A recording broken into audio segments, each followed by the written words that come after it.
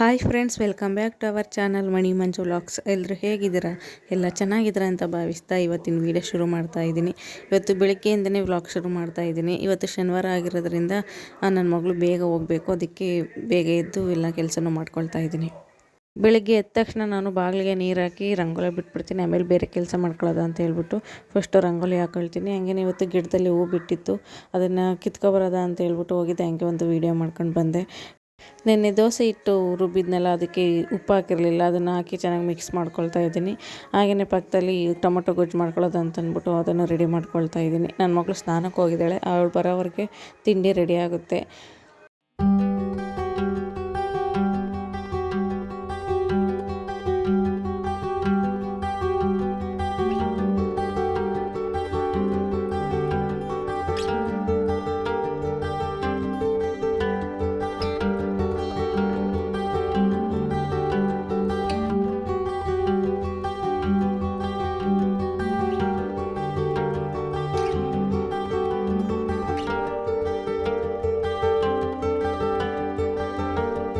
ದೋಸೆ ಹಾಕಿದ್ದೆ, ಅವಳು ನನಗೆ ಇಲ್ಲಿ ತಿನ್ನಲ್ಲ, ನಾನು ಅಲ್ಲಿಗೆ ಹಾಕು, ಬಾಕ್ಸ್ಗೆ ಹಾಕು, ನಾನು ಅಲ್ಲೇ ತಿಂತೀನಿ ಅಂತ ಹೇಳಿದ್ಲು. ಅದಕ್ಕೆ ಹಾಕಿ ಕೊಟ್ಟು ಕಳಿಸ್ದೆ.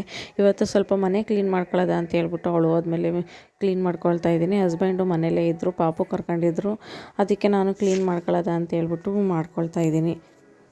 ಮೊದಲು ನಾನು ಮೇಲ್ಗಡೆ ಮನೆಯಲ್ಲಿ ಎಲ್ಲನೂ ಕ್ಲೀನ್ ಮಾಡಿಬಿಟ್ಟು ಬಂದಿದ್ದೀನಿ. ರೂಮು ಮತ್ತು ಹಾಲು ಎರಡನ್ನೂ ಕ್ಲೀನಾಗಿ ಗುಡಿಸಿ ಒರೆಸ್ಬಿಟ್ಟು ಬಂದಿದ್ದೀನಿ. ಮತ್ತು ಬಟ್ಟೆನೂ ಒಗೆದಿದ್ದೆ, ಅದನ್ನು ಒಣಗಾಕ್ಬಿಟ್ಟು ಮೇಲೆಲ್ಲ ಕೆಲಸನೂ ಮುಗಿಸ್ಬಿಟ್ಟು ಇವಾಗ ಕೆಳಗಡೆ ಮಾಡೋದ ಅಂತ ಹೇಳ್ಬಿಟ್ಟು ಬಂದಿದ್ದೀನಿ. ರೂಮ್ದು ಇವತ್ತು ಡೀಪ್ ಕ್ಲೀನ್ ಮಾಡೋದ ಅಂತ ಹೇಳ್ಬಿಟ್ಟು ಮಾಡ್ತಾಯಿದ್ದೀನಿ. ವೀಡಿಯೋಸ್ ಜಾಸ್ತಿ ಏನು ಮಾಡಲಿಲ್ಲ, ವೀಡಿಯೋ ಮಾಡ್ತಾ ಕೂತ್ಕೊಂಡ್ರೆ ಕೆಲಸ ಆಗೋಲ್ಲ ಅಂತ ಹೇಳ್ಬಿಟ್ಟು ಸ್ವಲ್ಪ ವೀಡಿಯೋ ಮಾಡ್ಕೊಂಡಿದ್ದೀನಿ ಅಷ್ಟೇ. ಮಂಚದ ಕೆಳಗಡೆ ನಾನು ಕ್ಲೀನ್ ಮಾಡ್ಕೊಳಕ್ಕಾಗಿರಲಿಲ್ಲ, ಯಾಕಂದರೆ ಅದು ಫುಲ್ಲು ಹೈಟ್ ಕಡಿಮೆ ಇದೆ, ಅದು ಬಗ್ಕೊಂಡು ನಾನು ಗೂಡ್ಸ್ಕೊಳ್ಳೋದಕ್ಕಾಗಲ್ಲ, ಅವರೇ ಕ್ಲೀನ್ ಮಾಡಿಕೊಡ್ಬೇಕು. ಆದರೆ ಇವತ್ತು ಅವ್ರ ಪಾಪು ಕರ್ಕೊಂಡಿದ್ರಲ್ಲ ಅಂತ ಹೇಳ್ಬಿಟ್ಟು ನಾನೇ ಹೆಂಗೋ ಮಾಡ್ಕೊಳ್ಳೋದು ಅಂತ ಹೇಳ್ಬಿಟ್ಟು ಮಾಡ್ಕೊಳ್ತಾ ಇದ್ದೀನಿ.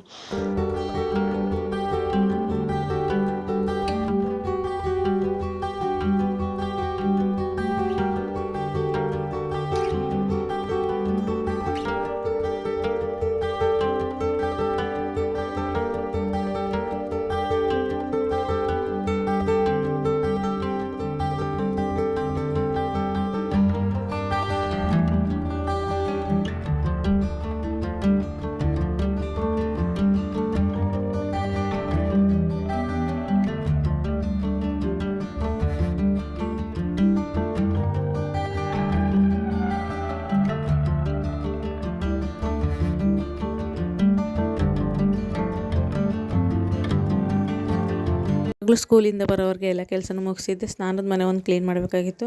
ನನ್ನ ಗಂಡ ಅವರೇನೇ ಮಾಡ್ಕೊಳ್ತೀನಿ ಅಂತ ಹೇಳಿದ್ರು, ಅದಕ್ಕೆ ನಾನು ಅಡುಗೆ ಮಾಡೋದ ಅಂದ್ಬಿಟ್ಟು ಬಂದೆ. ಅಡುಗೆ ಮಾಡಿಬಿಟ್ಟು ಊಟ ಮಾಡ್ಕೊಂಡು ಸ್ವಲ್ಪ ಹೊತ್ತು ಎಲ್ಲರೂ ಮಲಗಿದ್ದು.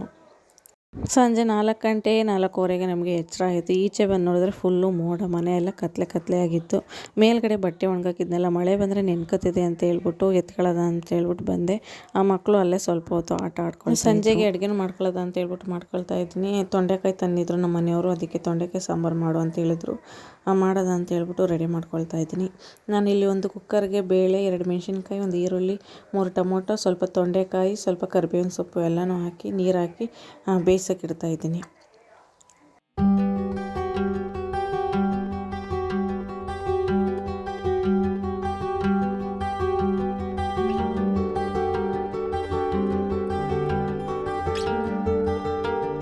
ಅದು ಬೇಯೋವರೆಗೆ ನಾನು ಮಸಾಲ ರುಬ್ಕೊಳ್ಳೋದು ಅಂತ ಹೇಳ್ಬಿಟ್ಟು ರೆಡಿ ಮಾಡ್ಕೊಳ್ತಾ ಇದ್ದೀನಿ.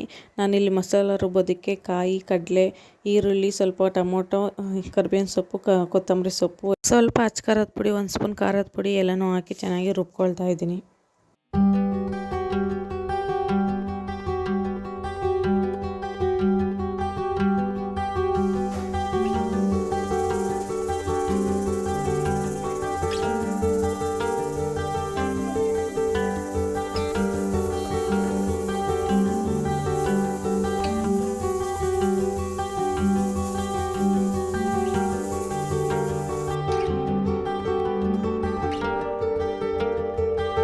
ನಾನಿಲ್ಲಿ ಒಗ್ಗರಣೆಗೂ ರೆಡಿ ಮಾಡ್ಕೊಂಡಿದ್ದೀನಿ. ಹಾಗೆ ಬೇಳೆ ಎಲ್ಲ ಬೆಂದಿತ್ತು, ಇವಾಗ ರುಬ್ಬಿರ್ತೀನಲ್ಲ ಅದನ್ನು ಹಾಕಿ ಚೆನ್ನಾಗಿ ಮಿಕ್ಸ್ ಮಾಡಿ ಸ್ವಲ್ಪ ಕುದಿಸ್ಕೊಳ್ತಾ ಇದ್ದೀನಿ.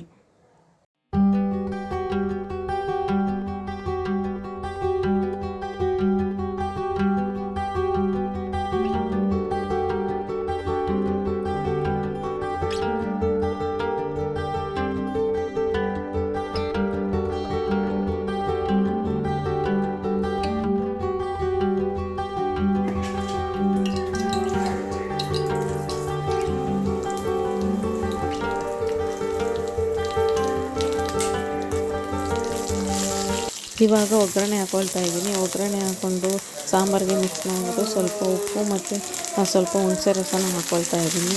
ಚೆನ್ನಾಗಿ ಕುದಿಸಿದ್ರೆ ಈಗ ಸಾಂಬಾರು ರೆಡಿ ಆಗಿರುತ್ತೆ.